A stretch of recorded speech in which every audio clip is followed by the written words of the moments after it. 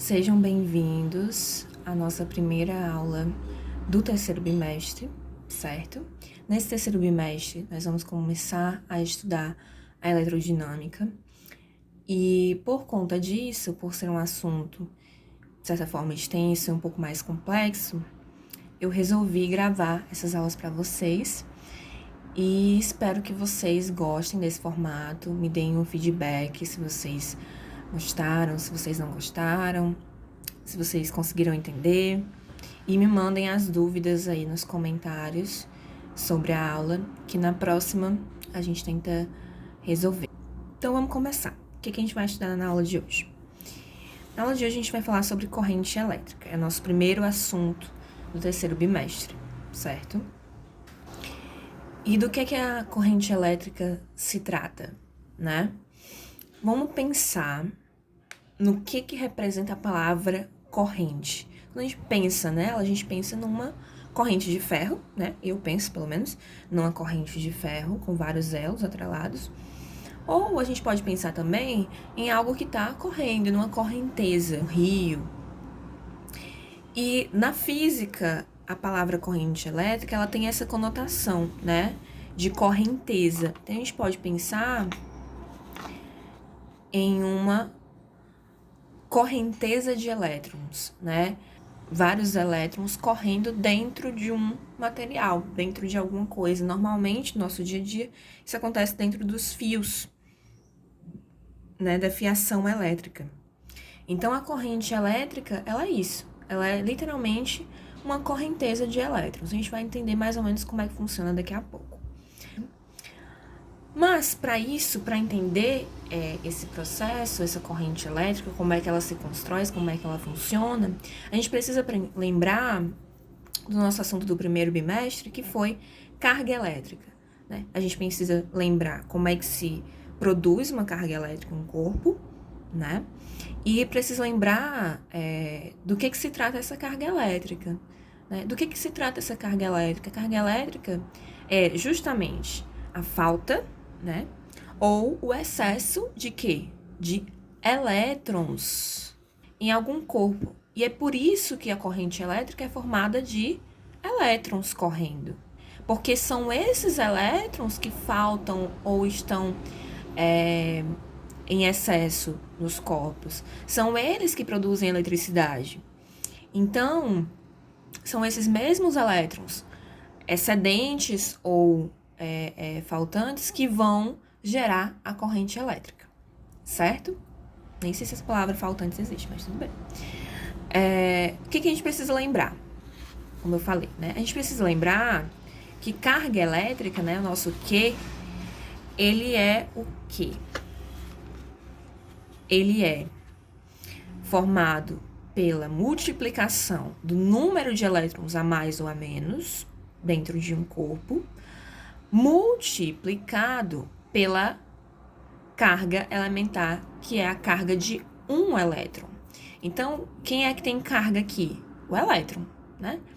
Se eu multiplicar essa carga dele pelo número de elétrons que está faltando ou sobrando, se tem menos 2 elétrons, então vai ser menos 2 vezes a carga do elétron, que é negativa. Então, vai ficar menos 2 vezes menos 1,6, menos com menos, vai sobrar o quê? Uma carga positiva. Então, quando está faltando elétrons em algum corpo, eu digo que eu estou com uma carga positiva. Se tiver sobrando elétrons em algum corpo, a gente diz que está com a carga o quê? Negativa. Então, só relembrando, fazendo uma revisão aqui, carga é igual ao número de elétrons. Se estiver faltando, esse número vai ser negativo. Se estiver sobrando, esse número vai ser positivo. Vezes a carga de um elétron, que é a carga elementar. A gente vai já ver de novo que número é esse aqui, tá? Que número é esse Ezinho. Então, vamos lembrar, sempre que a gente vê esse Q maiúsculo, a gente está falando de carga. A gente está falando dessa multiplicação. Sempre dessa multiplicação. Então, por que a gente precisa lembrar disso? Porque a gente vai ver agora como é que se forma essa corrente elétrica nos corpos. E para isso, a gente precisa pensar lembrar, né, que existem dois tipos de material. Existem mais de dois, mas para o nosso estudo agora, a gente só precisa pensar nesses dois, tá? Existem os condutores, que eu vou já explicar como é que funciona aqui esse desenho que eu fiz, e os isolantes. Então, primeiro, quem são esses condutores, né? Por que eles são condutores? Cada bolinha vermelha dessa que eu fiz, a gente vai imaginar que é um elétron, certo? E as bolas azuis, que eu fiz até uma cruzinha dentro delas, elas estão representando o núcleo dos átomos, né? Que é estritamente positivo, né? Que é formado pelos prótons. Então, esse núcleo atômico, ele é estático, ele não se move. Porém, dentro dessa classe de material que a gente chama de condutor, especificamente dentro deles, acontece um fenômeno que forma os elétrons livres. Como é que isso acontece? Existem elétrons que se soltam facilmente desse núcleo atômico. Esses elétrons que se soltam facilmente, eles começam a pular de um átomo para outro. Eles vão trocando elétrons. E no momento dessa troca, esses elétrons que estão pulando de um lado para o outro, eles acabam ficando soltos. Ou seja, eles não pertencem a átomo nenhum. E esses elétrons soltos, que não pertencem a átomo nenhum, a gente chama de elétrons livres. Então, quando eles estão soltos assim, a gente chama de elétron livre. E eles são importantíssimos, né? São eles que formam a corrente. A gente vai já ver por quê. Então, vamos pensar agora só em que condutores são esses materiais que têm esses prótons, né? Esses núcleos fixos, em que em volta desse núcleo tem os elétrons, né, que estão presos, são esses aqui, ó, que formam esse pazinho aqui, eles estão presos. E também tem os soltos, que conseguem se soltar, né, de um desses núcleos e ficam passeando dentro do material condutor. Quem são esses condutores, né? Vamos lembrar, são os metais, principalmente os metais, né? Ferro, cobre, prata, ouro. Normalmente o cobre é o mais utilizado como condutor elétrico, nas casas, nos fios. Então, dentro desse material, existem esses elétrons que estão correndo livres, certo? E no isolante, por que ele é isolante? Por que ele não é um condutor? Olha aqui, o que está faltando de lá para cá, né? São justamente esses elétrons livres. Então, no isolante, esses elétrons não conseguem se soltar. Eles ficam presos aos núcleos atômicos. Então, eles ficam todos presinhos, ó, estão vendo? Eles não conseguem se soltar e pular de um átomo para outro. É um material que tem essa propriedade, né? Esses elétrons, eles ficam o tempo todo presos. Então, vamos imaginar a mesma situação para os dois casos, né? Para o condutor e para o isolante. Eu tenho 3 elétrons que estão vindo aqui, estão chegando por um processo de eletrização, né? Ele está ganhando 3 elétrons, os dois materiais ao mesmo tempo. Então, o que acontece no isolante quando ele ganha esses 3 elétrons? Ele apenas polariza, né? Porque ele fica eletrizado, ele fica com 3 elétrons a mais, com uma carga de 3 elétrons a mais, então vou multiplicar, né? 3 vezes a carga do elétron, e isso vai me dar a carga desse isolante aqui, eletrizado.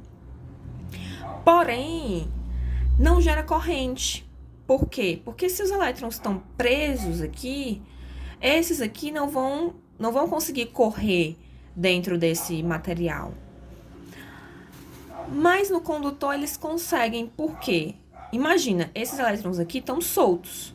Então, quando chega esses 3 elétrons novos aqui, próximos deles, o que acontece? Elétron com elétron, quando se aproxima, eles se repelem, né? Isso, cargas de mesmo sinal, quando se aproximam, se repelem. Então, esse elétron que está chegando novo, ele empurra esse elétron livre. Se ele está solto, o que vai acontecer com o objeto que está solto dentro de um material? Vai se movimentar, né? Ele vai ser empurrado e ele vai correr para cá. Quando ele corre para cá, ele se aproxima desse outro elétron e quando ele se aproxima, o que acontece de novo? Ele empurra esse elétron, que empurra esse, que empurra esse, que empurra esse, que empurra esse. E o que vai acontecer? Um vai empurrando o outro, é como se fosse uma grande roda punk, um grande tumulto, né? Um vai empurrando o outro e eles acabam correndo, eles começam a correr, a se movimentar linearmente dentro desse condutor. E esse movimento de empurra-empurra é o que a gente chama de corrente elétrica, certo? Então, qual é o resultado disso? Nos condutores, né, os novos elétrons se chocam, por que está entre aspas aí? Porque vocês viram que eles não se chocam, não chegam a se chocar literalmente, eles apenas empurram uns aos outros por conta da força elétrica.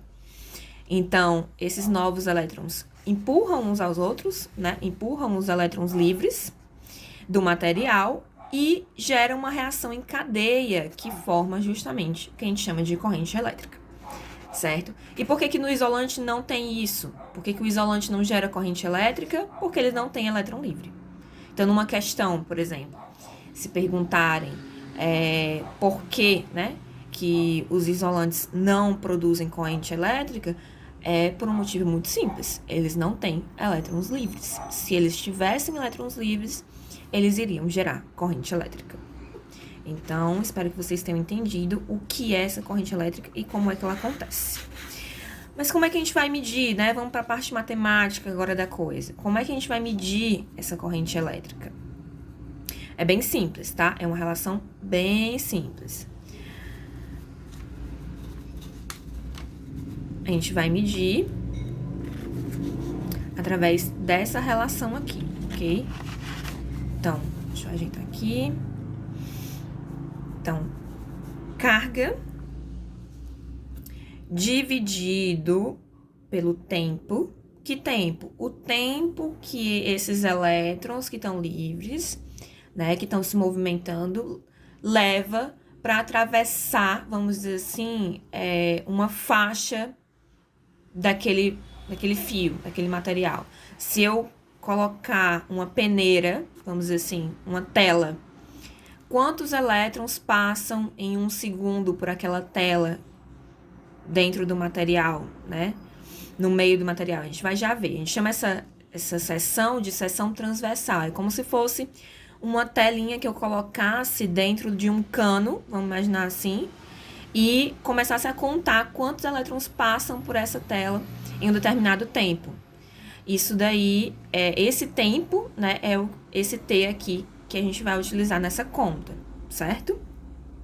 Então, Q é aquele Q que a gente já sabe quem é o número de elétrons vezes a carga do elétron, N vezes E, que dá esse Q aqui, que é a quantidade de carga passando pelo condutor. Então, quantos elétrons estão passando por aquele condutor naquele momento? Esse é o Q. Dividido pelo tempo, a gente vai ter a nossa corrente elétrica, que é I minúsculo. Toda vida que vocês virem esse I minúsculo em alguma equação, em alguma fórmula, em alguma conta, ele vai estar falando de corrente elétrica. Então, toda vida que vocês virem esse I, lembrem que esse I representa corrente elétrica, certo? Assim como o Q representa carga e o T representa tempo. O I representa corrente elétrica. E ele é igual a quanto? Como é que a gente faz para encontrar esse valor? Dividindo a carga pelo tempo. Então, vamos lembrar aqui das unidades, certo? Como é que a gente mede carga? Só lembrando, a gente mede em Coulomb, que é esse C maiúsculo. Então, toda vida que a gente vê um número seguido do C maiúsculo, a gente está falando de carga elétrica. A gente está falando do Q. Carga elétrica é medida em coulombs, que é esse C maiúsculo. E o tempo? O tempo, nesse caso, ele tem que estar em segundos. Então, se ele me der o tempo em minutos, eu já sei que eu vou ter que transformar esses minutos em segundos para conseguir colocar aqui na minha fórmula e calcular a corrente. Então, esse tempo tem que estar em segundos, esse Szinho minúsculo. E a corrente elétrica é uma nova unidade que a gente está aprendendo agora, esse A maiúsculo. Então, toda vida que vocês virem um número seguido de A maiúsculo, lembrem que aquilo ali é um valor de corrente elétrica, certo? Que a gente está falando do nosso Izinho, do nosso I minúsculo, corrente elétrica. Como é que a gente chama esse A? Ampère, certo? Ampère. É um nome em francês. E quanto é que vale 1 ampere? É só eu pegar 1 coulomb, né? Uma carga, 1 coulomb, e dividir por 1 segundo. 1 coulomb dividido por 1 segundo dá 1. Então, vamos ver como é que funciona isso em um exemplo prático, né? Numa questão, como é que vem. Opa. Então, um exemplo aqui. Qual a intensidade de corrente elétrica em um condutor? Lembra que corrente elétrica só existe em condutores, né? Em um condutor em que uma carga de 67,5 coulombs atravessa a seção transversal, olha lá, aquela peneirinha lá que eu falei para vocês, né? Atravessa a seção transversal em quanto tempo?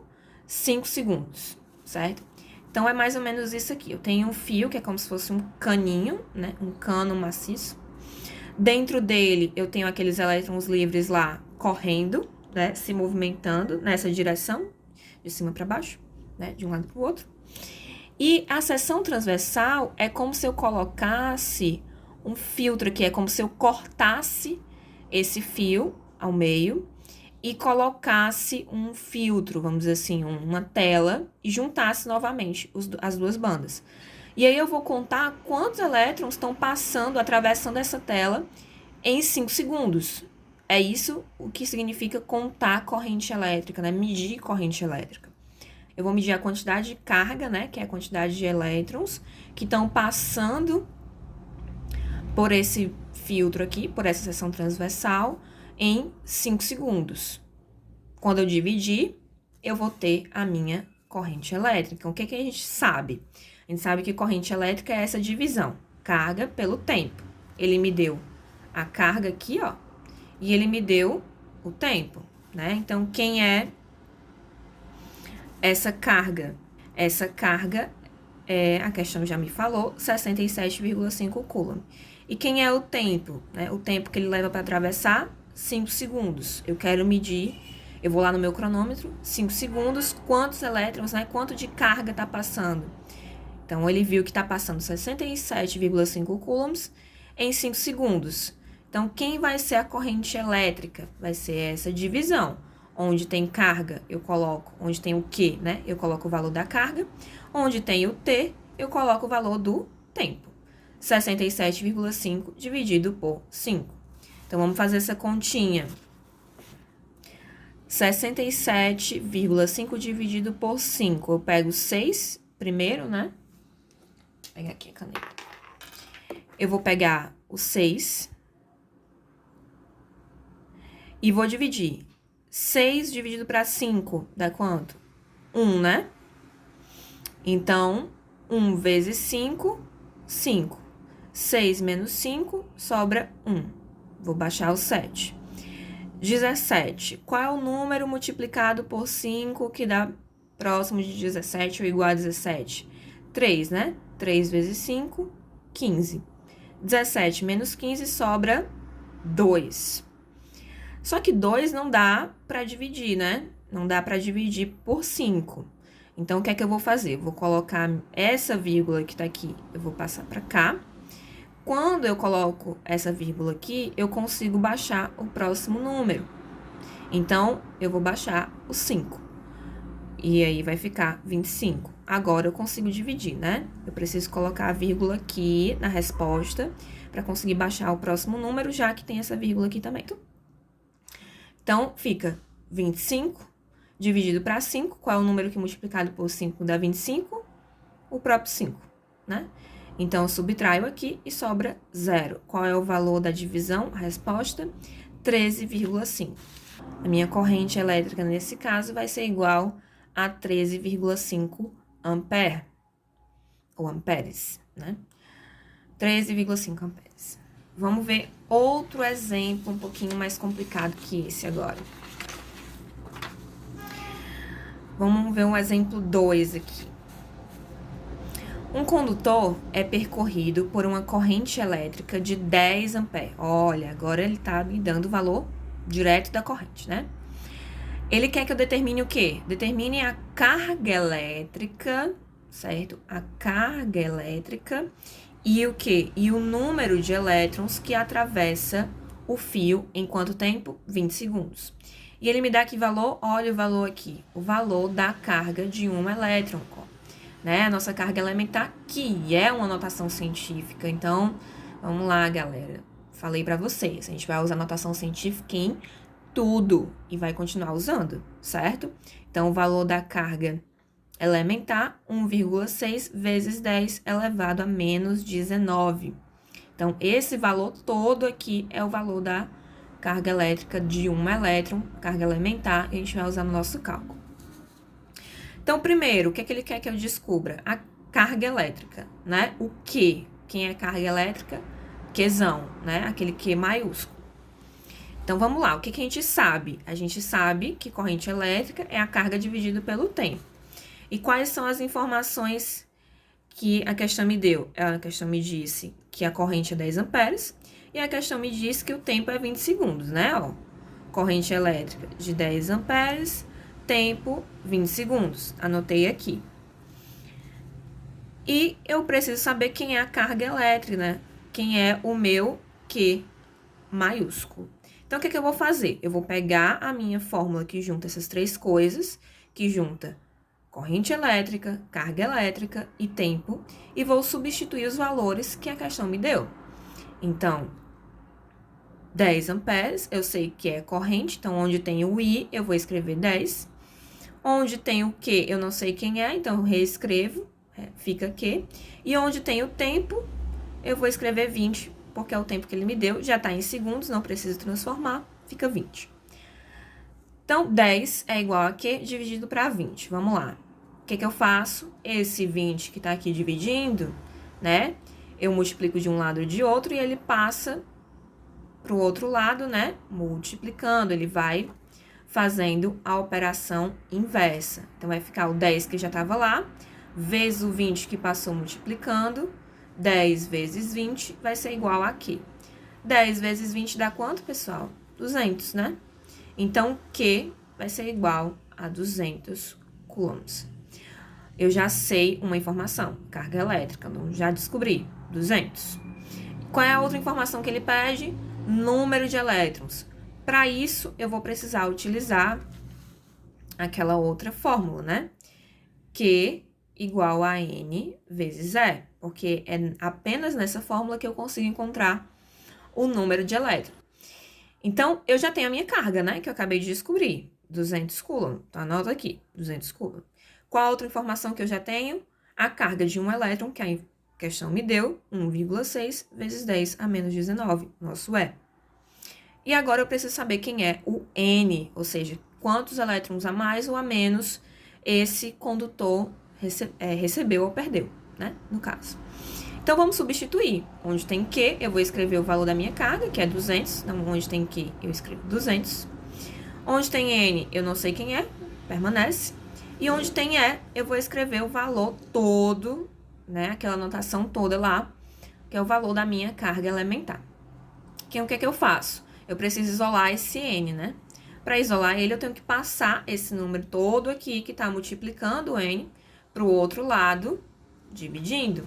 Então, quando ele vai dividindo, vai ficar os 200 que já estava lá, né? Dividido, e ele vai para baixo, 1,6 vezes 10 a menos 19. Vai o número todo, tá, gente? Não vai só 1,6, não, é uma notação científica, isso aqui é um número só. Então, vai o número todo, 1,6 vezes 10 a menos 19. Vamos dividir esses dois números aqui. Primeiro, vocês sabem, né? O que a gente tem que fazer? A gente vai ter que transformar esse 200 em uma notação. Então, como é que a gente transforma? Vou andar duas casas com a vírgula para a esquerda, né? No caso. Vou andar duas casas com a vírgula para a esquerda. Quando eu ando duas casas com a vírgula para a esquerda, eu vou somar no meu expoente. Então, vai ficar positivo. Se eu andasse para a direita, ficaria negativo. Então, para a esquerda, andei duas casas, 2 aqui no expoente da base 10. Esse 2 é expoente da base 10. É uma notação científica, tá, gente? Então, vai ficar 2,00 vezes 10 elevado a 2, dividido por 1,6 vezes 10 elevado a menos 19. Qual é o primeiro passo? Dividir os números. Então, eu vou dividir os nossos dois números. Fiz essa divisão aqui rapidinho para vocês. 2 dividido para 1,6, né? 2,0 dividido para 1,6 dá 1, né? Porque se eu somar 1,6 mais 1,6 dá mais do que 2, então eu tenho que multiplicar por 1. 1 vezes 1,6, 1,6, subtrai. 2 menos 1,6, 0,4. Não dá para dividir 0,4 por 1,6. Acrescento a vírgula aqui e ando uma casa, né, ó, com essa vírgula. Essa vírgula vem para cá e fica 4,0. Agora dá para dividir. 4,0 dividido para 2, dividido para 1,6, desculpa. Qual é o número que multiplicado por 1,6 dá próximo de 4? 2, né? 2 vezes 1,6 dá 3,2. 3,2, eu vou subtrair, 4 menos 3,2, vai sobrar 0,8. Mesmo esquema, passa a vírgula, uma casa, né? Porque não dá para dividir 0,8 por 1,6, é menor, não dá para dividir. Passa uma casa aqui, e aí vai ficar 8. Qual é o número que multiplicado por 1,6 dá 8? Eu vou acrescentando aqui do lado. 5. 5 vezes 1,6 dá 8, exatamente. Subtrai, sobrou 0, acabou minha conta. Então, 2 dividido para 1,6 dá 1,25.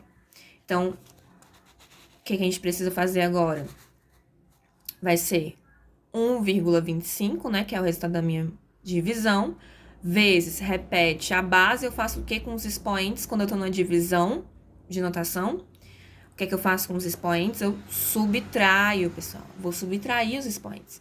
Então, vai ficar o 2, que está lá em cima, menos, porque é uma divisão, menos 19, que já era negativo.